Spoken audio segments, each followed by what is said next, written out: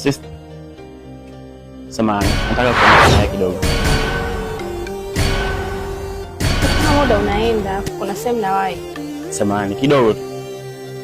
Sitakukalisha sana. Na bahati kubwa sana kukutana na mrembo kama wewe. Asante. Vipi, unaishi mazingira haya? Hapana. Kuna sehemu tu nimetoka huko. Mimi nakaa huko juu. Aha, okay. Vipi, unaweza kanipatia namba yako ili wasiliane? Okay.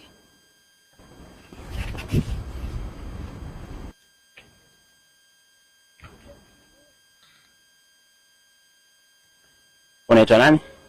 Naitwa Amina. Mimi naitwa Isa. Wow. Nashukuru kukufahamu.